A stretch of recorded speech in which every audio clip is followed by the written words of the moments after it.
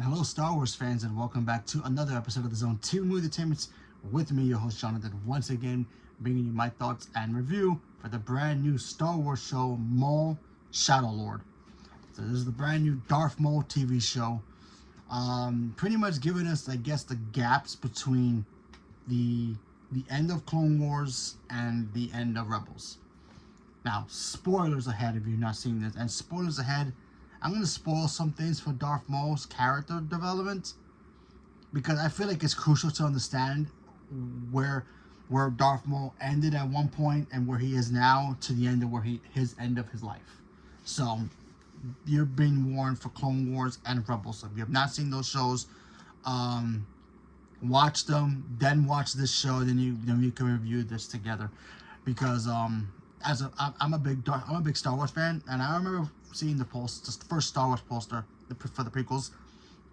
And as a kid, they were great. I loved them all. As an adult, not so much. Minus Natalie Portman. But anyway, Darth Maul to me was like, whew, I thought he was gonna be the true big bad of the new Star Wars era. Thought he looked so cool. The posters made him look badass, and he looked so menacing and awesome. And then when he came out with that double lightsaber for the first time, if the internet was alive back then, the internet would have been exploded at the time. But yeah, he was so cool. And then he died in Star Wars Episode 1. But then Clone Wars comes along, we find out, well, no, he's alive. And then he has his revenge against Obi-Wan, and, we go from there. So now we're at this point now. Now this takes place pretty much after the events of Clone Wars, and of course after the events of Star Wars Episode 3, before Star Wars Episode 4. Order 66 has happened. Ahsoka gets attacked. We all know that. And her and Darth Maul have to team up to pretty much get the heck out of there, and then they go their separate ways. So we all know they're all scattered somewhere. So apparently Darth Maul in this show, he's got a new crew. And apparently, sometime, I would assume, they don't really explain it, but for my guess, is sometime after the Clone Wars cartoon, after him and Ahsoka, separated, he, I guess, met some gangsters. Like, he's always been with crews before. He had pirate crews in the Clone Wars, and then he had the Mandalorian, and then he had the Darksaber, then the Emperor beat him for the Darksaber, and then the Darksaber ended up in the hands of Sabine after Darth Maul had it back, and then now Moff Gideon, but that's a whole different thing. Anyway, they basically moved that thing around like the Elder Wand. Anyway, so there's some weird gap missing between then and now, where Darth Maul met these bunch of gangsters, different gangster crews, and then they all screwed him over. And now he wants revenge. He's back and he wants revenge, and he has his own crew again. And they're going after like the mob's bosses, like in their their territories and all that stuff, their money, weaponry, whatever it is. Kind of like how mobsters will always do that in mobster movies and TV shows. You got a mobster takes out the smaller mobster, and that smaller mobster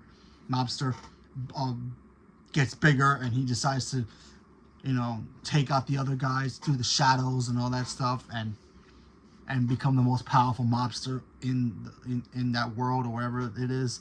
This is basically it. And then you get to see the first, I would assume it's the real first time we get to see this in anything Star Wars. We've seen glimpses of it, but not really anything, because, the Empire's there.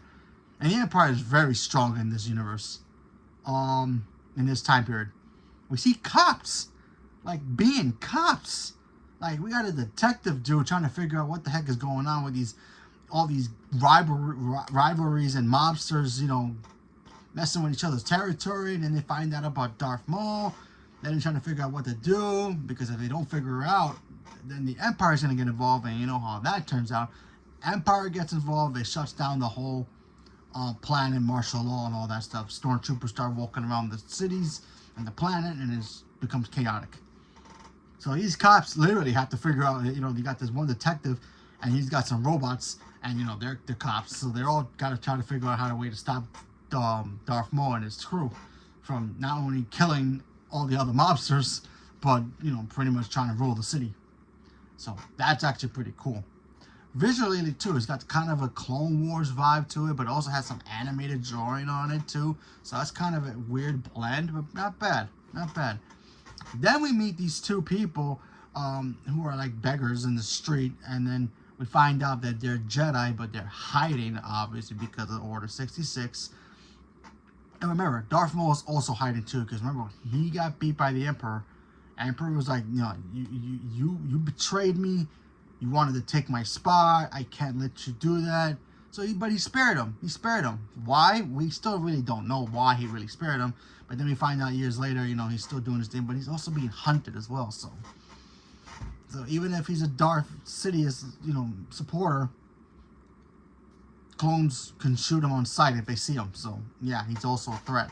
So he's also got to be careful, because if the Empire gets involved, stormtroopers/clone troopers, or clone troopers/stormtroopers can go after him as well. So anyway, we meet these two Jedi. They're trying to blend in. They're trying to, get some food. And the young girl, she's pink. She has like those long antennas, and she gets caught stealing food, and then she goes to jail. Then Darth Maul finds out one of the gangsters that he's looking for is also in the same custody as the girl. And he goes and does a prison break. And by the way, I'm doing both episode reviews right now, so stay with me. And then he breaks her out. And I'm like thinking, okay, maybe he catches some kind of special ability from her.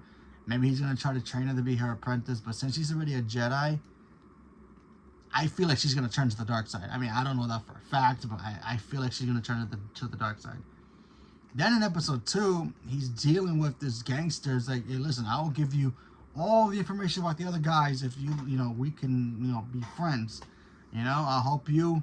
Don't kill me, and we good. And Darth Maul's like, yeah, sure. I don't kill you. Give me all the information I need. Weaponry, where they're going to be, what time these deliveries are, so I can go in and make the kill. So, yeah.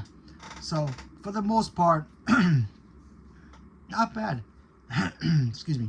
Not bad. My real complaint is like I said before, I think there's some gaps missing.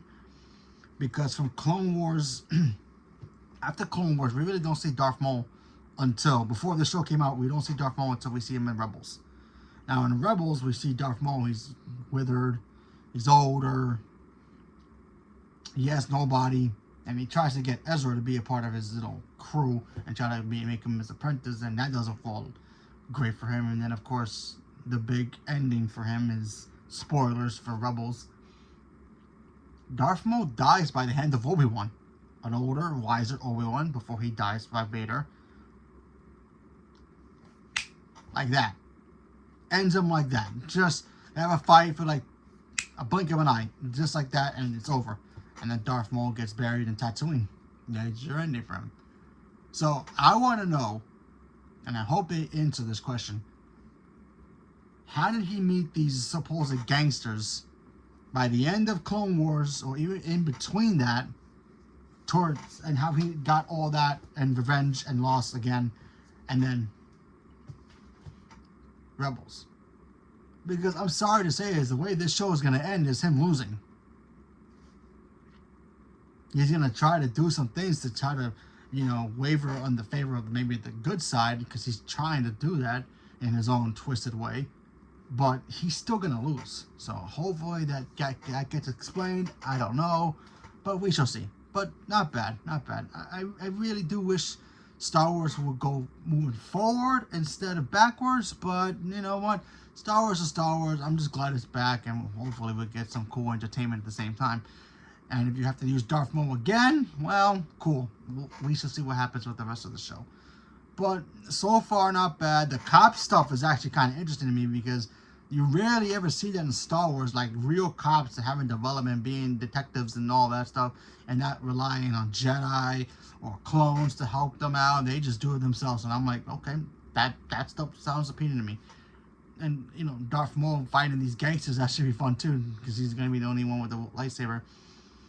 And I guess the young girl that he's got now trapped in his hideout, her master or her friend, he's out there trying to help. So hopefully we get to see him fight Darth Maul and maybe he gets killed by Darth Maul or something, or she does it herself, maybe by turning. I'm not sure, but it should be interesting to see what happens moving forward. But I'm still gonna watch it, even though I'm a little disappointed that we actually gonna get this show, only because they need to move forward with Star Wars instead of going backwards. But with Dave Filoni now in charge, even though I think he has a brilliant mind for Star Wars, I just want him to move forward. I don't want him to go backwards anymore.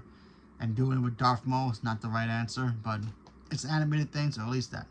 So leave a comment below. Let me know what you guys thought about the first 2 episodes of this show.